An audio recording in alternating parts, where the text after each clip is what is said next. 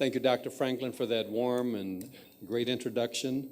And I also want to congratulate the Office of Inclusion for the great first years you've had. I was pleased to attend the inclusion session yesterday and to hear about the results of last year's initiatives and the things that are planned for the future. And I'm honored to be with you today and to maybe I think I can help a little bit advance those plans, or at least think about them both from my perspective, looking back to the past and to the present. I'm also pleased to be here on the 40th celebration of Title IX. I'm especially pleased because I have a granddaughter who will be 2 weeks old tomorrow. And she will not have to face the obstacles that so many women faced before her. In fact, my wife Sarah often talks about the things that she missed, not being able to be involved in sports. So it's a very special meaning for us to be able to celebrate this 40th anniversary with you. It seems like a long time ago that I became president of the University of Cincinnati, but it's only been 2 years. But I think those you may not know, actually president years are like dog years. There's 7 years for every one. When I became president of the University of Cincinnati, one of the things that attracted me was the strong athletic program at the university. And when I first arrived, I had so many donors and alumni who came up to me and tell me, "President, you better not lose our football coach." And I heard that refrain over and over. You don't want to lose the football coach in your first 6 weeks on the job. Well, guess what? I lost the football coach in the first 6 weeks on the job. That was my first inkling that athletics was going to take a little more time than I thought it was going to take when I initially took the job. Despite the football coach who left, things really have turned out pretty well. Although athletics takes up a lot more time than I thought it would, still, some of you may have heard a little bit about a thing called conference realignment. We hired a new football coach, Butch Jones, who was named Big East Coach of the Year last month, and I just spent some great time in Memphis cheering our Bearcats on to a Liberty Bowl victory, our first bowl victory since 2007 and our fourth 10-win season in the past 5 years. It was a real thrill for me in the fourth quarter to witness firsthand our freshman running back, Ralph David Abernathy IV, run 90 yards for a touchdown on a kickoff return. What was important for me was not necessarily the athletic prowess of that young man, and he is a great athlete. What was something else? Abernathy is named after his grandfather, the civil rights icon, Reverend Ralph David Abernathy. And Reverend Abernathy was inside the Lorraine Hotel room there in Memphis in 1968, getting ready to go to dinner, putting on aftershave, when outside on the balcony stood his great friend and legendary civil rights leader, Dr. Martin Luther King, Jr., who was assassinated. Young Abernathy told a reporter after the game it was very special to do that here in Memphis. I feel like my grandfather and Martin Luther King and everybody were watching over me tonight. It was truly a historic moment. I saw Abernathy after the game, renewed my friendship with his father, and met his grandmother. And it was a great honor for me to meet the wife of Ralph David Abernathy. She was visibly overjoyed to be in Memphis, to see and experience the intersection of a painful past with a joyful present.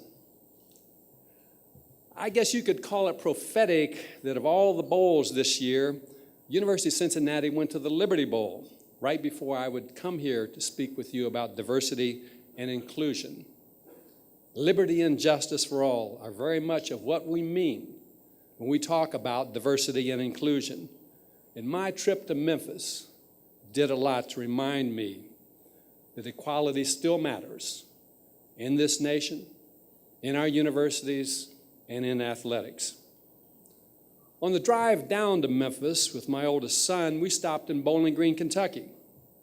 And we stopped there to walk the streets where my great-grandfather lived after he was freed from slavery, when the Emancipation Proclamation was signed when he was 9 years old, where he lived and he tried to create a life for himself, and later my 13 great-aunts and uncles in the Reconstruction period after the Civil War. And the history buffs know there was not much Reconstruction, and it didn't last very long after the Civil War. And as I walked those streets of Bowling Green, Kentucky, like my great-grandfather, I realized that in spite of the challenges with race and racism that I have faced, how fortunate I have been to have opportunities that my great-grandfather and those 13 great-aunts and uncles could have never imagined. In Memphis, my eyes filled with tears more than one occasion. We toured the National Civil Rights Museum, the room and the balcony of the Lorraine Hotel, where Martin Luther King was assassinated. We saw, and once again, the photos of the lifeless, beaten, and pummeled face of 14-year-old Emmett Till, beaten and shot to death because he allegedly talked to and possibly whistled at a white woman. I stood beside the charred remains of the burned-out Freedom Rider bus. And as I saw that bus, I remembered being a 17-year-old high school football player in Indiana, traveling through southern Indiana with my white and black teammates, and stopped by curious onlookers as we filled up with gas at the gas stations, and they all wanted to know, were you Freedom Riders? All of America's black communities knew about the Freedom Riders. I respected them even then, and even more so when I stood right next to that fire-burned bus and saw the twisted and burnt metal. Their courage to venture into the uncharted territory of seeking freedom from those who did not want to relinquish it made our contest to play the #1 team in Indiana high school football pale by comparison. All of this gave me cause to reflect on the tremendous strides that our nation has made in civil rights and to reflect on the individuals, and many of them simply ordinary citizens, whose struggles have brought about the racial progress we've been fortunate to experience in our history. Even within my own lifetime, so much has changed thanks to the courage and the action of those who came before us.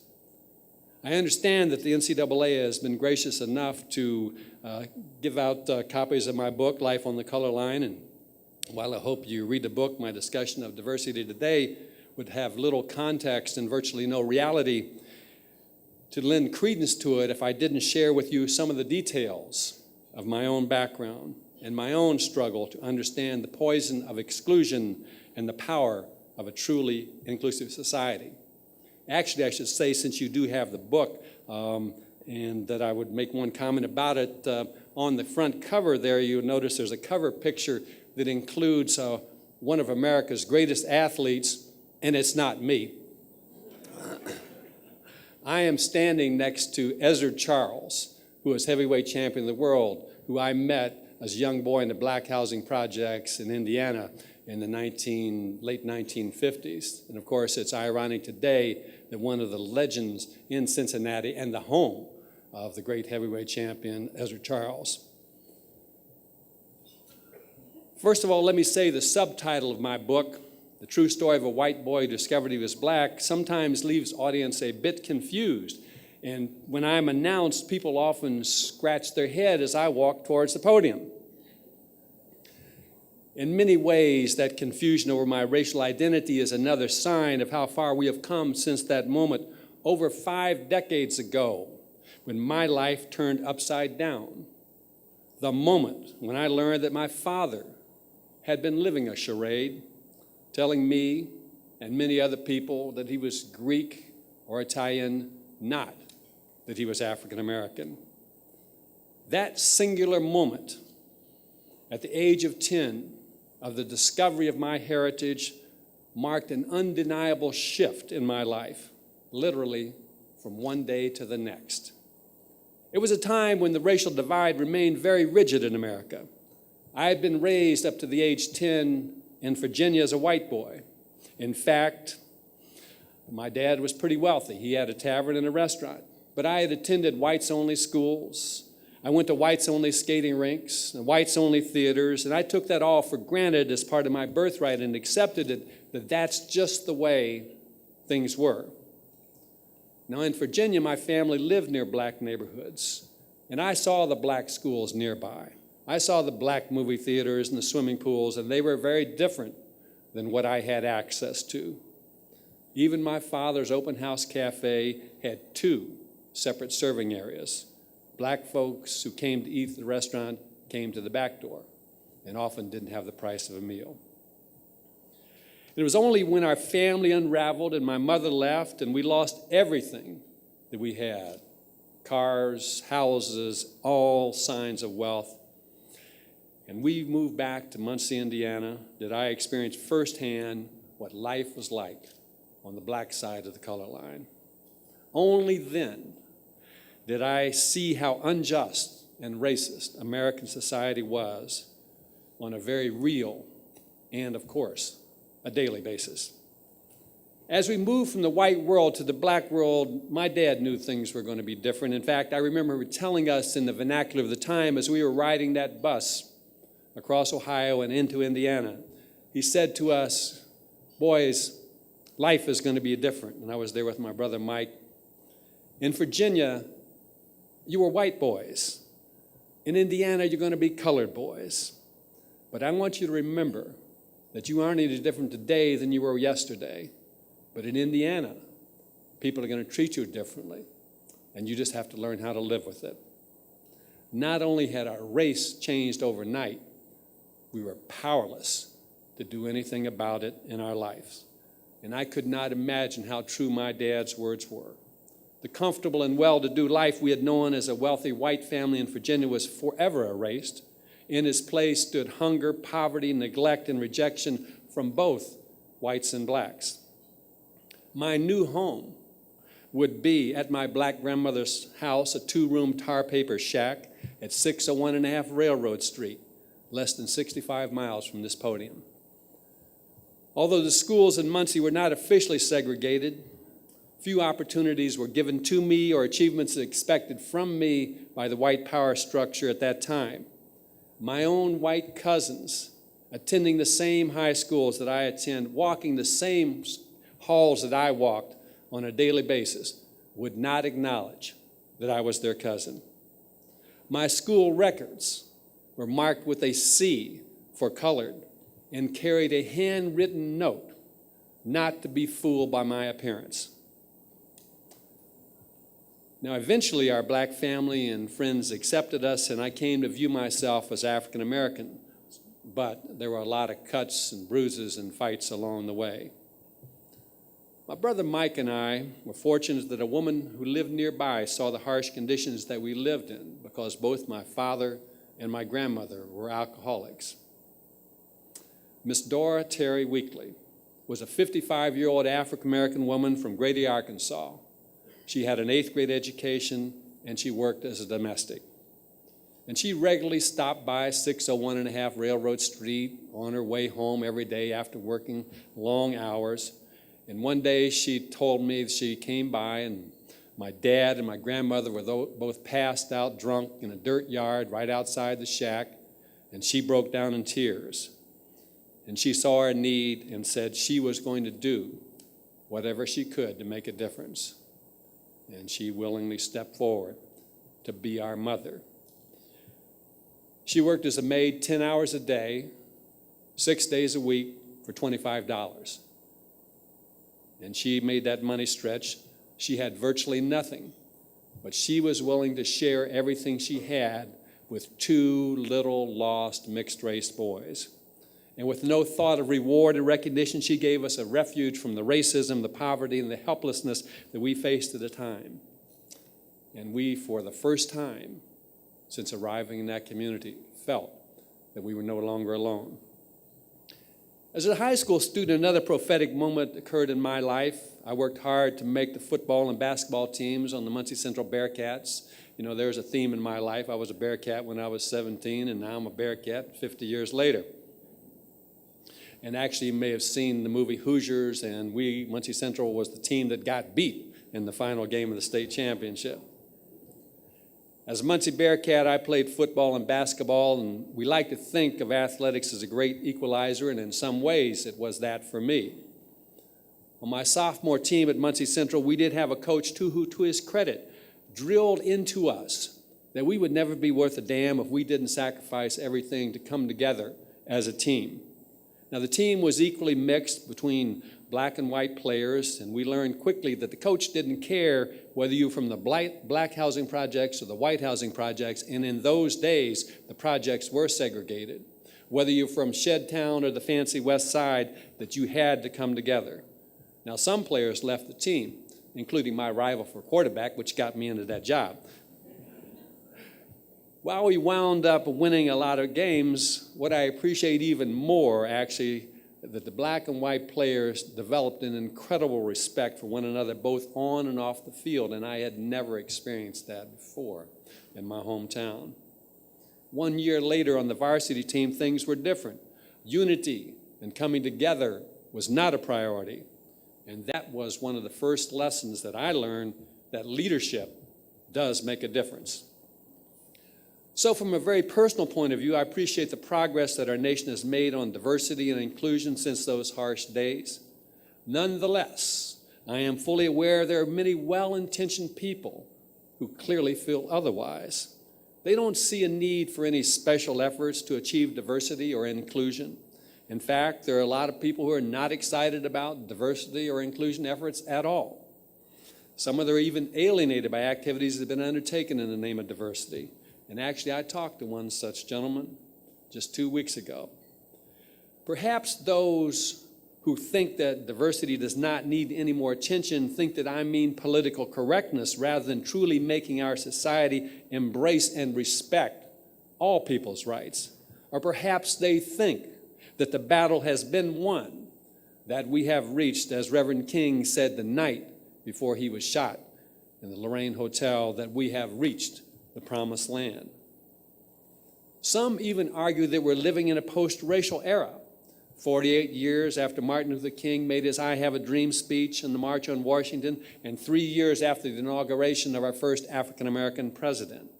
Some believe we have truly achieved racial equality in our nation, but the facts show a different truth. Unsurmounted achievement gaps continue in our educational system, with blacks and Hispanics significantly behind whites, including in college retention and graduation rates. Failing urban school systems across our nation remain vastly non-white and substantially poorer. Earning gaps have drawn closer between races, but still separations do in fact remain pronounced. And perhaps most compelling in these times of financial uncertainty, vast differences in economic wealth continue to exist, with white wealth outpacing black wealth by 20 to 1 and 18 to 1 for Hispanics. If we look at higher education itself, it's true that our student demographics, including sports programs, show a greater diversity than they have in the past. Yet even when we look at the employment side, significant challenges remain. In athletics, we have a long way to go in senior administration and coaching positions. At UC, 3 head coaches out of 13 are people of color. Our athletic department sponsors 10 women's sports programs, with 8 head coaches and 6 of them are women. So on the gender side, we're doing a better job. Similarly, on a university-wide level, the diversity of our faculty is not caught up with our student diversity. A little over 4% of our tenured faculty are African American, compared to 9% of our student body. A post-racial era? I don't think so, at least not yet. But having said that, now is not the time to give up. It's not the time for me to give up, and it's not the time for you to give up. Each of us can make an impact. Each of us can bring about change, the type of change we've already seen in the last 50 years. It's not a realm that's reserved for superheroes or legends. Changes take place between regular people like you and me. In fact, when I served as president of the City College of New York, I was fortunate to have Reverend Andrew Young at City College, and he said that he had told his daughter about the association that he'd had with Martin Luther King and Ralph David Abernathy and Jesse Jackson, and his daughter concluded that some of our nation's most well-known civil rights leaders were just a bunch of brothers who believed in having a good time, but also recognized that something had to be done about the issues that were facing this country, and they were willing to do whatever it took to deal with it. I, for one, would not be standing here today if it hadn't been the action of a courageous woman, Miss Nora Weekly Terry, willing at age 55 to do something that put her own life in jeopardy and literally changed her life and my life. Because of a woman with an 8th grade education, I was able to graduate from high school to go on to college, and I know without her help, I would not be the 27th president of the University of Cincinnati. Now, while I have a happy ending for too many people of color, many of them children, they're desperately struggling to find their own happy ending. Many of my African American classmates from Muncie turned to drugs or wound up in jail or died of drug overdoses. For my own brother, exclusion, racism, and limited opportunities turned out vastly different for him than me. His life has become one of alcoholism, disappointment, and eventually violence. He was shot in a barroom brawl here in Indianapolis about 30 years ago. Today, he lives in a nursing home in Fort Wayne. He has not experienced a happy ending. His unhappy ending, plus the myriad others that are developing in a similar downward spiral each and every day, make the work of the Office of Inclusion, as well as diversity efforts on your own campus, urgent and vitally important. Each of us can have an impact, on something we all love, the institutions where we work. The good news actually is we don't have to go it alone. There are tremendous resources out there to help us. Our host right now, the NCAA Office of Inclusion, for one, is happy to help out. In fact, they recently helped my own athletics department host a diversity seminar. Their leadership in allowing our department to get better organized has made a difference. Right before the holidays, also the Obama administration issued guidelines to help colleges and universities that have been frightened or chilled into inaction by Supreme Court action on affirmative action. As a lawyer myself, I encourage you to take a look at those new guidelines. There are many universities that have been overly cautious about this and have been telling themselves, well, let's stay within the letter of the law. Rather than your general counsels telling you what you cannot do, your general counsel should be figuring out what you can do. And the newly released guidelines do provide some guidance by concentrating on the possibilities that the Supreme Court itself allowed. Colleges seeking to increase diversity can do so, the guidelines suggest, by considering race-neutral approaches. Race can be considered among other factors to achieve diversity, just not as a defining characteristic.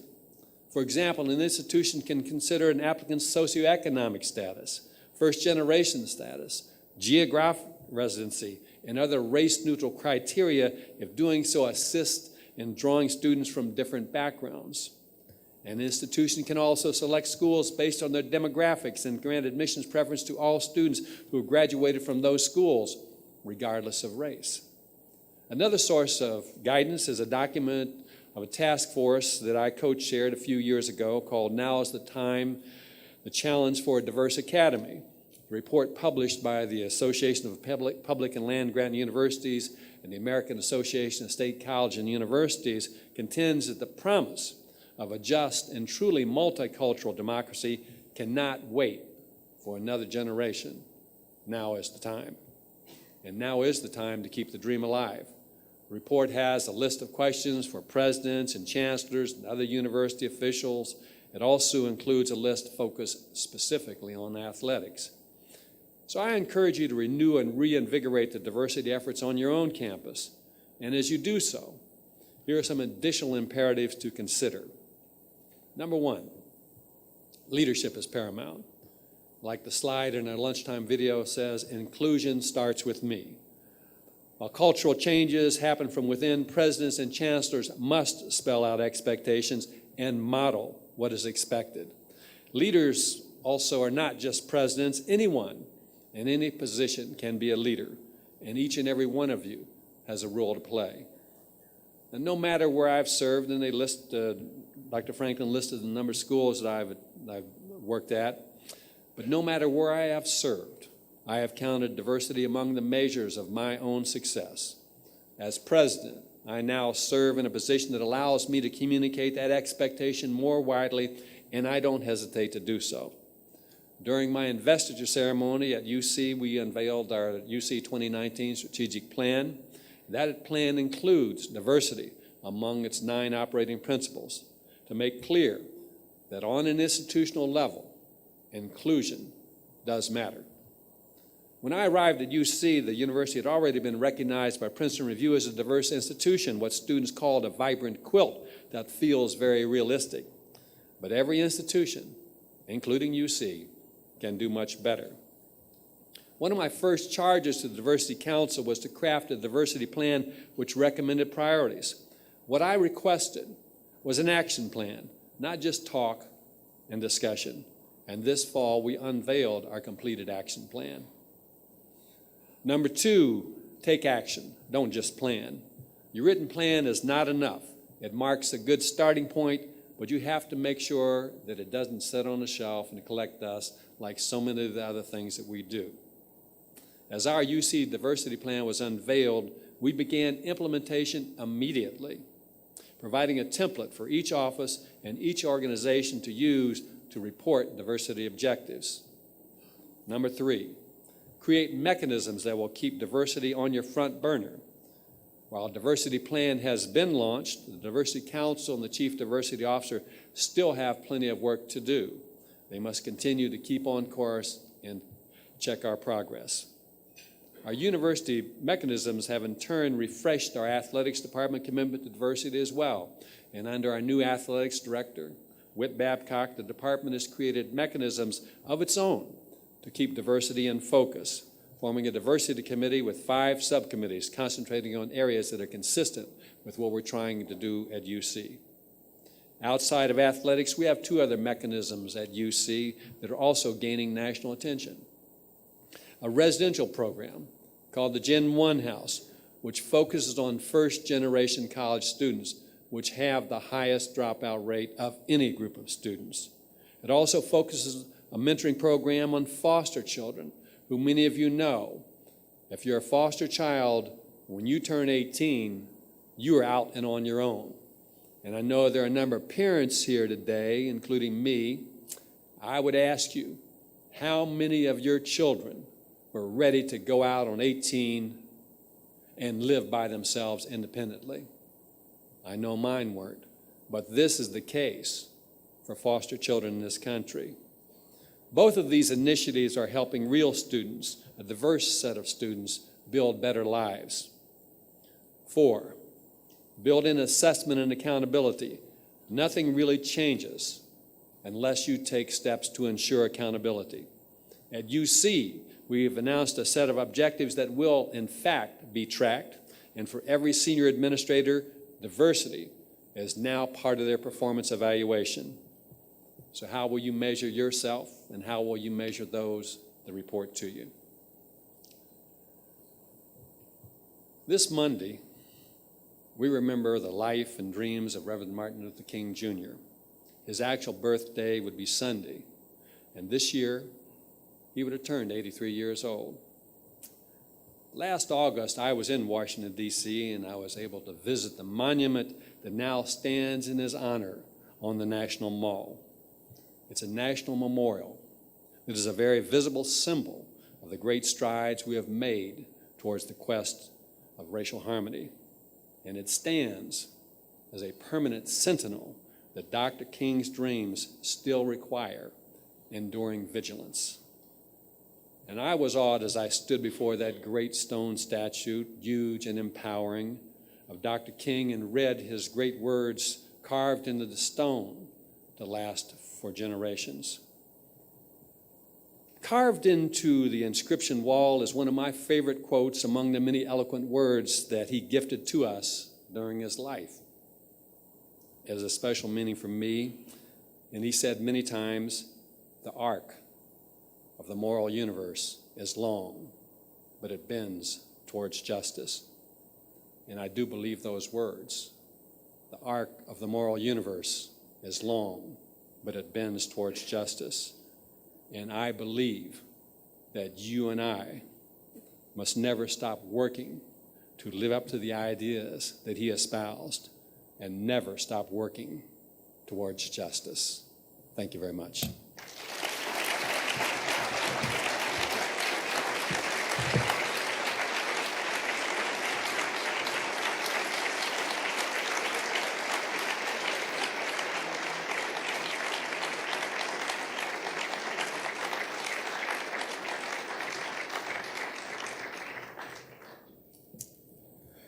President Williams, thank you so much for your powerful message and for joining us today and sharing your experiences and perspective. I want to thank all of you for attending today's association luncheon. As President Williams indicated, as you entered today, you each received a copy of his book.